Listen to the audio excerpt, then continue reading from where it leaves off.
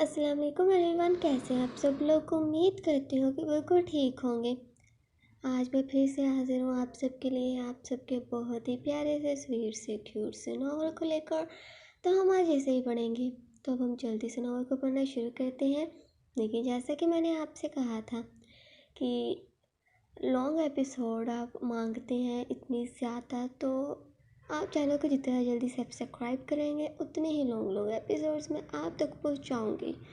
تو اب ہم پڑھتے ہیں ہمارے آج والے ایپیسوڈ کو، جو کہ یہ ناول پورے کا پورا بھی آپ حاصل کر سکتے ہیں، وہ بھی بے حد آسانی سے اور ابھی کے ابھی۔ تو آپ سے صرف 5 منٹ کے لیے ہی موبائل مانگا ہے۔ صنم اس کی باتوں کو اگنور کیے واپس اپنے مطلب کی بات کرنے لگی، کیونکہ وہ یہ بات جانتی تھی ارحم جو کہتا ہے اس بات پر قائم بھی رہتا ہے۔ اب وہ کچھ بھی کہہ سکتی تھی، کیونکہ ارحم غصے سے کچھ بھی کہے گا نہیں ملے گا، اس وجہ سے دوبارہ اس بات کو رپیٹ مت کرنا۔ ارحم کے یوں دو ٹوک میں نہ کو سنے صنم غصے سے ارحم کو کچھ کہنے لگی، لیکن اس کہنے کے باعث ایک مرتبہ پھر سے اسے کافی برا جھٹکا لگا اور صنم واپس سے بیڈ پر جا گری، جسے دیکھو تنزیہ مسکراہٹ لائے۔ بہت مزے آ رہے ہیں تمہیں ان جھٹکوں سے، ٹھیک ہے پھر ایک ڈیل کرتے ہیں، اگر اپنی ماں کو کال کرنا چاہتی ہو تو پھر ادھر آ کر میرے کپڑوں کو نکال کر مجھے دو۔ ارحم صنم کی حالت کو دیکھتا جان بوجھ کر ایسی بات کرنے لگا۔ آنکھوں کو بند کیے وہ اس درد کو برداشت کرنے کی کوشش کر رہی تھی، لیکن ارحم کی ڈیل کو سنے کس قسم کے ظالم شخص ہیں آپ؟ جانتی ہیں نا کہ میرے اسے ہلانے کے باعث کس قدر برا کرنٹ لگتا ہے مجھے، لیکن آپ کو ابھی بھی اپنی خود غرضی کی پڑی ہے۔ کیا سمجھ رہے ہیں آپ کہ میں کیا آپ کی ان حرکتوں کے باعث آپ کے آگے گھٹنے ٹیک کر منت کر لوں گی؟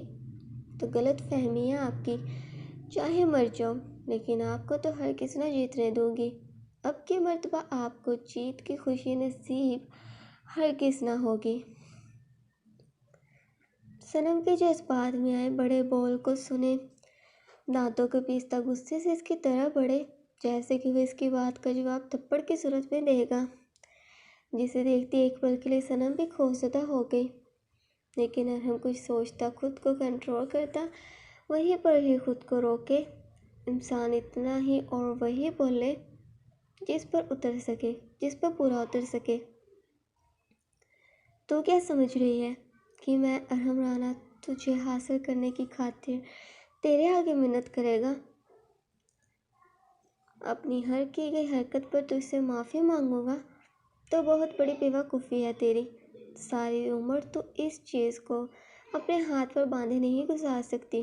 دو دن کے اندر خود تو نے میرے آگے معافی نہ مانگی تو میرا نام بھی ارحم رانا نہیں، اور جو میں کہتا ہوں اسے پورا کرنے کی خاطر پھر مجھے چاہے کسی بھی حد تک کیوں نہ جانا پڑے۔ ارحم کے یوں بڑے ہی کانفیڈنٹ طریقے سے صنم کو چیلنج کرنے پر وہ پریشان سی اس کی طرف دیکھنے لگی، اور ساتھ ہی دل میں اللہ ایسا ہرگز نہ کرے کہ میں اتنی مجبور ہو جاؤں کہ تمہارے آگے معافی مانگ لوں۔ دماغ خراب کر دیتی ہے، یہاں لڑکیاں مرتی ہیں شوہروں کو پانے کی خاطر، اور تجھے ارحم رانا مل رہا ہے۔ لیکن پھر بھی ڈرامے، خود کو وہ اس کے سامنے یوں دکھا رہا تھا جیسے کہ وہ دنیا کا سب سے انوکھا شخص ہو۔ لیکن صنم خاموشی سے اس کی باتوں کو سنے جائے۔ اس کے منہ میں کئی بار اس کی باتوں کے جوابات آ رہے تھے، لیکن وہ انہیں منہ سے باہر نہ نکال رہی تھی، کیونکہ فی الحال اس کا موڈ ہرگز نہ تھا اس کے ساتھ بحث کرنے کا۔ سامنے کہ آگے سے کچھ بھی نہ کہنے پر وہ ایک نظر اس پر ڈالتا، ویسے ہی روم سے باہر چلا گیا۔ آج جس قدر اسے غصہ تھا، وہ ضرور اسے کم کرنے کی خاطر ہی گھر سے باہر جانے کا ارادہ رکھتا تھا، تاکہ کہیں اس کا غصہ صنم پر ہی نہ نکل جائے کے ڈر سے۔ اس کے جاتے ہی صنم سکون کی سانس لیتی، شکر ہے وہ چلا گیا۔ صنم تو رونا بند کر اور خود کو ریلیکس رکھ، کوئی بات نہیں، وہ تو تیرے پختہ ارادوں کو توڑنے کی خاطر یہ سب ہو رہا تھا، لیکن تو ہمت سے کام لے اور اس سے ثابت کر کہ کتنی بہادر ہے تو۔ بچپن سے لے کر اب تک بہت سی مشکلات کا سامنا کیا ہے امی اور میں نے۔ یہ مشکلات تو ان مشکلات کے سامنے کچھ بھی نہیں۔ اپنی پرانی زندگی کو یاد کرتی اسے ارحم کی طرف سے ملنے والی ٹینشن معمولی سے لگ رہی تھی، کیونکہ اپنے والد کے فوت ہو جانے کے بعد جس مشکل سے تنزیلہ بیگم نے اپنی بیٹی کو پالا تھا، وہ سب تو صنم نے خود بھی سہا تھا۔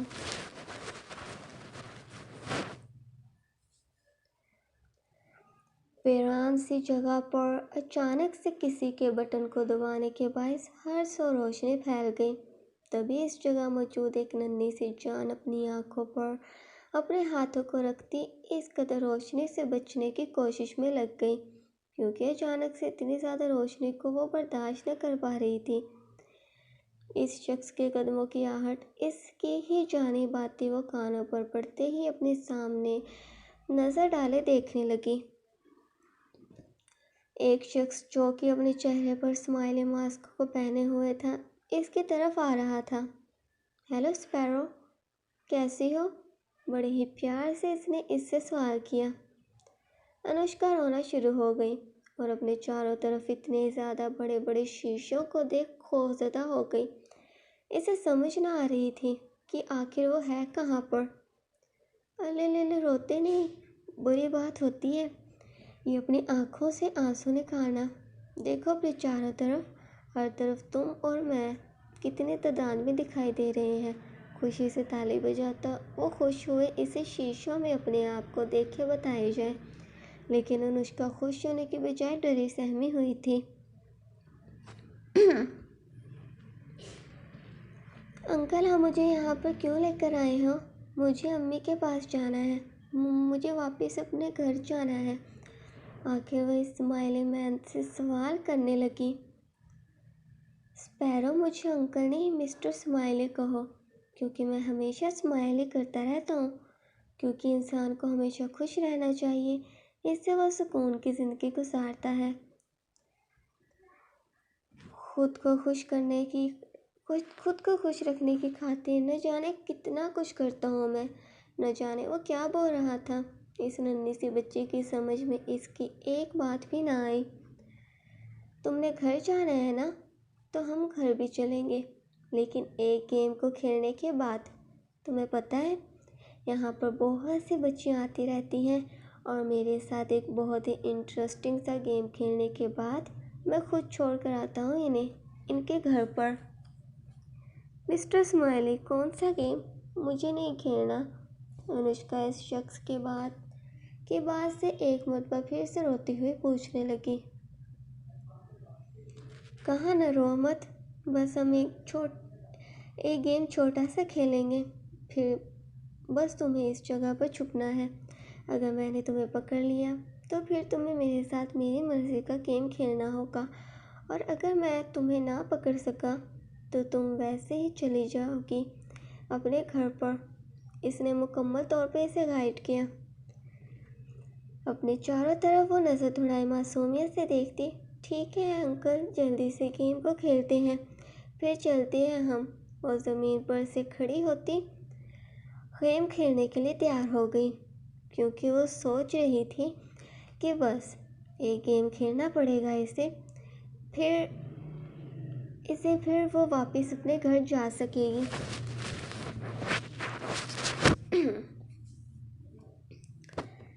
یہ بہت مزہ آئے گا۔ ٹھیک ہے، پھر میں 10 تک گنتا ہوں، تم جا کر کہیں پر بھی چھپ جاؤ، ٹھیک ہے؟ پاگلوں کی طرح وہ کسی چھوٹے بچوں کی طرح اچھلتا اپنی آنکھوں پر ہاتھ رکھے گننا شروع ہو گیا۔ اتنے زیادہ شیشوں کو دیکھے انوشکا کنفیوز ہو گئی۔ وہ جس جگہ بھی جاتی وہاں پر صرف شیشہ ہی ہوتا، کوئی بھی ایسی جگہ نہ تھی جو کہ اس جگہ سے اسے باہر نکالتی۔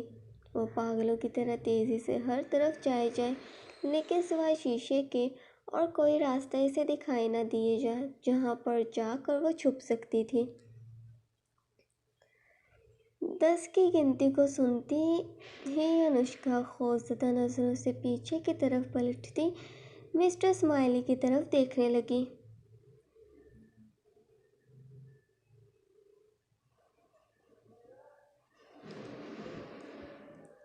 وہ بھی پلٹتا، میری اسپائرو کہاں پر ہے کا ڈرامہ کرنا شروع ہو گیا۔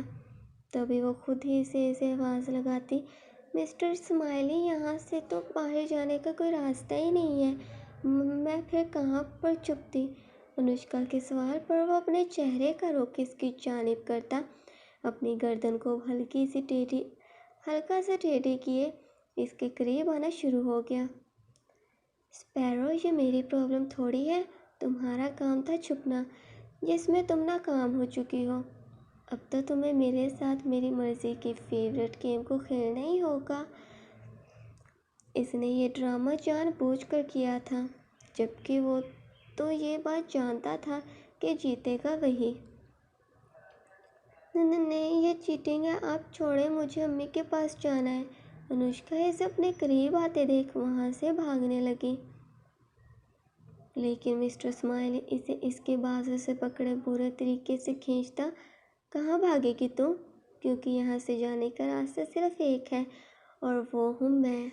اگر میرا دل چاہے گا تبھی تجھے باہر جانے دوں گا، اور ایسا شاید ممکن نہیں ہے۔ انوشکا اونچی آواز میں رونا شروع ہو گئی، جسے دیکھ اس نے ہنستے ہوئے ایک قہقہ لگائے، لیکن دوسرے ہی پل ایک زوردار تھپڑ اس ننھے سے وجود کے چہرے پر دے مارا، جسے برداشت نہ کر پاتی وہ اوندھے منہ زمین پر جا گری۔ اپنے سے بے حد بڑے شخص کے بھاری ہاتھ کا بوجھ سہ نہ پاتی وہ زمین پر گم سم سے گر گئی تھی۔ اسے کچھ سیکنڈز کے لیے سنائی دینا بھی بند ہو گیا تھا۔ اپنی جینس کو انزپ کرتا وہ انگڑائی کو لیے زمین پر گری انوشکا کے قریب بیٹھا۔ یہ بات تو کنفرم تھی کہ وہ کوئی نارمل انسان تو ہرگز نہ ہے، بلکہ مکمل طور پر نفسیاتی مریض ہے۔ ٹانگوں کو مارتے ہوئے اسے خود سے دور ہونے کا کہنے لگی، کیونکہ اس نے اسے مارا تھا، لیکن اسے ٹانگوں سے ہی پکڑے وہ زمین پر لیٹاتا، اس پر قابض ہوئے اس کے چھوٹے سے فراق کو اوپر کرتا، ساتھ ہی لہنگے کو نیچے کرنا شروع ہو گیا۔ تو آج کے لیے اتنا ہی، چینل کو سبسکرائب کرو اور ویڈیو کو لائک کرنا بھی مت بھولے گا۔ اور جیسے کہ آپ جانتے ہیں کہ یہ پورے کا پورا ناول آپ بہت ہی آسانی سے حاصل کر سکتے ہیں۔